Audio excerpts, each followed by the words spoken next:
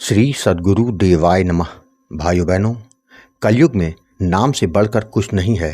जिसने नाम महाराज की शरणागति कर ली, उसे फिर किसी और की शरण में जाने की जरूरत नहीं है। जीवन निरंतर गुजरता जा रहा है। कब तक विषय भोगों में डूबे रहेंगे? हम यहाँ विषय भोगों में डूबने के लिए नहीं आए हैं। मानव तन भगवत प्राप्ति के लिए हुआ है। समय रहते राधा नाम की शरणागति कर लेंगे तो लोक और परलोक दोनों संवर जाएगा। आज जो कथा सुनाने जा रहा हूँ वह रायबरेली के विवेक जी ने भेजी है। इस कथा को सुनकर आपका राधा रानी पर विश्वास कई गुना बढ़ जाएगा। इस कथा को पूरा जानने के लिए इस वीडियो को आखिर तक अवश्य देखिएगा। उससे पहले जिन लोगों ने ये अच्युत प्रभात यूट्यूब चैनल को अभी तक सब्सक्राइब नहीं किया है, उनसे निवेदन है कि चैनल को सब्सक्राइब करके बेल आइकन अवश्य दबा दें, जिससे नए वीडियो के नोटिफिकेशन लगातार आपको मिलते रहें। इसी के साथ अगर आपको राम नाम के प्रताप से जुड़ी सत्य कथा का आनंद लेना है तो हमारे दूसरे चैनल गोकुल भवन अयोध्या को जरूर देखें। विवेक जी ने बताया कि गुरुजी, राधा नाम में इतना रस है जिसको बयां नहीं किया जा सकता। राधा नाम का लगातार नाम जप करने से बड़ी परेशानी जो कि प्रारब्ध के कारण हमारे जीवन में आती है वह स्वतः ही समाप्त हो जाती है।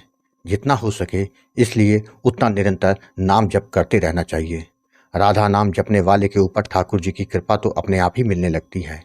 जिसने जीवन में राधा नाम को अपना लिया, समझो कि उसने अपना जीवन सफल कर लिया।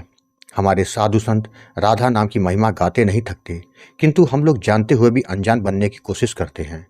सभी प्रकार के मानसिक संशयों को दूर करके केवल नाम जप करते हैं, तो हमको कुछ और करने की जरूरत नहीं।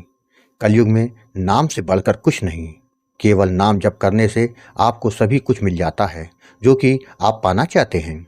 मैं आज अपने जीवन का एक अनुभव शेयर करना चाहता हूँ, जिससे लोगों का विश्वास कई गुना बढ़ जाए।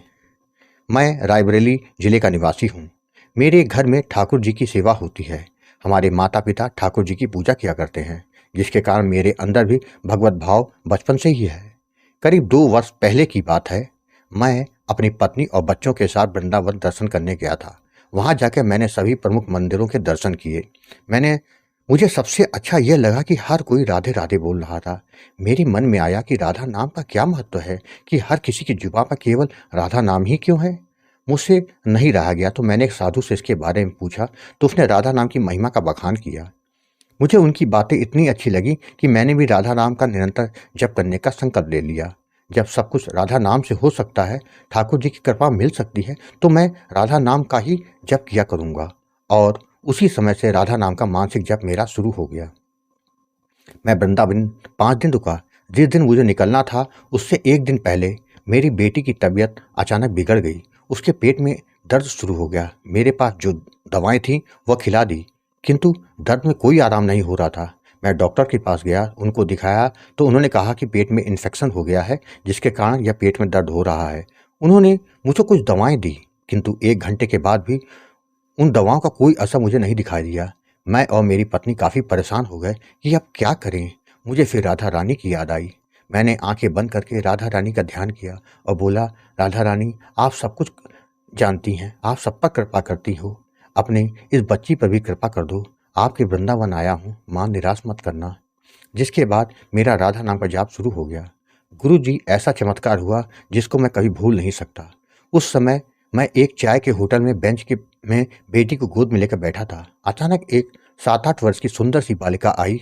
उसने मेरी बेटी के माथे पर तिलक लगाया और मेरे चेहरे को देखकर मुस्कुराने लगी। मैं उसको पैसा देने लगा तो वो बोली, अब यह ठीक हो जाएगी। यह कहकर वह बालिका दौड़ती हुई चली गई और आंखों से ओझल हो गई। कुछ पल के बाद मेरी बेटी उठ बैठी, बोली, पापा, मेरा दर्द ठीक हो गया। यह किसी चमत्कार से कम नहीं था। मैं समझ गया कि वह कन्या कोई और नहीं, मेरी राधा रानी थी, जो कि मेरी पुकार पर मेरा दुख दूर करने आई थी।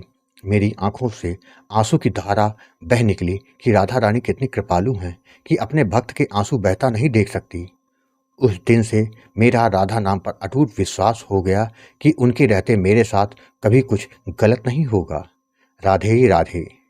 भाइयों बहनों, आपने देखा, आपका भाव और विश्वास जितना मजबूत होता है उतनी जल्दी राधा रानी की कृपा आपको मिल जाती है। जितना हो सके राधा नाम का निरंतर जप करते रहें, आपका कल्याण होकर रहेगा। आपको यदि यह कथा पसंद आई हो तो कमेंट में राधे राधे लिखना मत भूलिएगा।